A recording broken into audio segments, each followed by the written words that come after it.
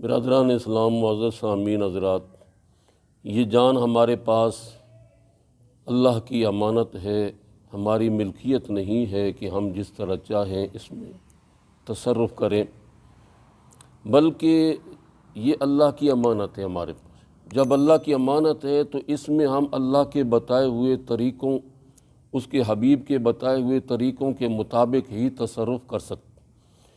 شریعت یہ کہتی ہے کہ تمہارے احوال کتنے سخت ہو جائیں، پریشانیاں کتنی زیادہ ہو جائیں، تمہیں یہ اختیار نہیں ہے کہ اپنی جان کا خاتمہ کرو اور خودکشی کرو۔ آج کل یہ خودکشی کی وبا جو ہے یہ بہت پھیل گئی ہے، خصوصاً نئے نوجوان لڑکے اور لڑکیوں میں یہ بات جو ہے وہ ایک عام معمول سا بن گیا ہے۔ معمولی سی بات پر دل برداشتہ ہو کر زہریلی گولیاں کھا لیتے ہیں اور اپنا خاتمہ کر دیتے ہیں۔ خودکشی کے کئی اسباب ہوتے ہیں اور کئی طریقے سے خودکشی کی جاتی ہے۔ اسباب میں سے ایک یہ ہے کہ آدمی حالات سے، گھریلو اور بیرونی حالات سے اتنا پریشان ہو جائے کہ اس دنیا سے بس تنگ آ جائے اور دوسری زندگی کو اس پر ترجیح دیتا ہے۔ کبھی ایسا ہوتا ہے کہ انسان ایسی بیماری میں مبتلا ہوا کہ جس میں وہ سخت تکلیف میں مبتلا ہے اور اس کا علاج ہی کوئی نہیں، ڈاکٹر بھی کہہ دیتا ہے کہ اس کا کوئی علاج نہیں۔ اس صورت میں بھی لوگ جو ہے وہ خودکشی کر لیتے ہیں، اس تکلیف کو برداشت نہ کرتے۔ حالانکہ یہ تو ایک نہایت بزدلی والی بات ہے۔ انسان کو چاہیے کہ صبر کرے، حوصلہ کرے اور جو ہے وہ اس میں اللہ تبارک و تعالیٰ سے ثواب کی امید رکھے۔ حضور صلی اللہ علیہ وسلم تو یہاں تک فرماتے ہیں کہ مومن کو اگر کانٹا چبھ جاتا ہے تو اس کی وجہ سے بھی اللہ تبارک و تعالیٰ اس کے گناہ جھاڑتے ہیں۔ تو یہ بیماریاں جو ہیں یہ تو بڑی چیز ہے، انسان کو حوصلہ رکھنا چاہیے اور قوت برداشت اپنے اندر پیدا کرنی چاہیے۔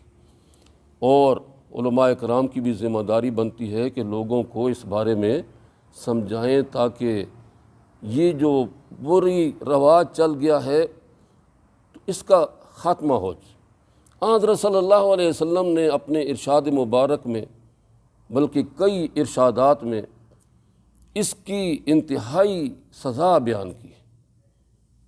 حضرت صلی اللہ علیہ وسلم فرماتے ہیں کہ جس آدمی نے جس طرح اپنا خاتمہ کیا ہوگا، قیامت کے دن جہنم میں اسی طرح اپنا خاتمہ کرتا رہے گا، اپنی جان کو مارتا رہے۔ اگر کسی نے پیٹ میں چھری چاقو گھونپا اور اپنا خاتمہ کیا، جہنم کی آگ میں وہ اسی طرح کرتا رہے۔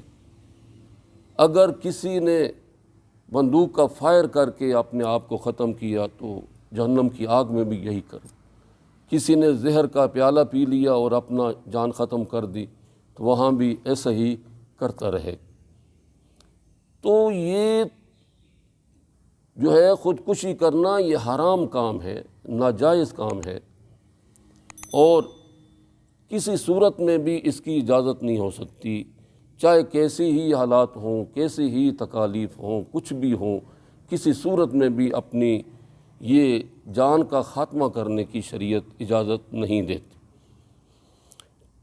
تو اب یہ سوال پیدا ہوتا ہے کہ ایسا آدمی جس نے خودکشی کی، کسی طریقے سے بھی کی، تو آیا اس کی نماز جنازہ پڑھی جا سکتی ہے یا کہ نہیں پڑھی جا سکتی؟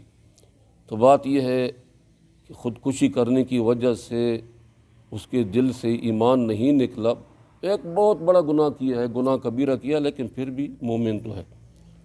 جب مومن ہے تو اس کی نماز جنازہ پڑھی جائے گی۔ لیکن جو منصب والے لوگ ہیں، مفتی ہے، قاضی ہے، محلے کی مسجد کا امام ہے، ان کو چاہیے کہ وہ نماز جنازہ نہ پڑھائیں، عام لوگ جو ہیں اس کی نماز جنازہ پڑھیں۔ اور چونکہ وہ مومن ہے لہٰذا اس کے لیے دعائے مغفرت بھی کی جا سکتی۔ اللہ تبارک و تعالیٰ نے مشرکوں اور کافروں کے لیے دعائے مغفرت سے منع کیا۔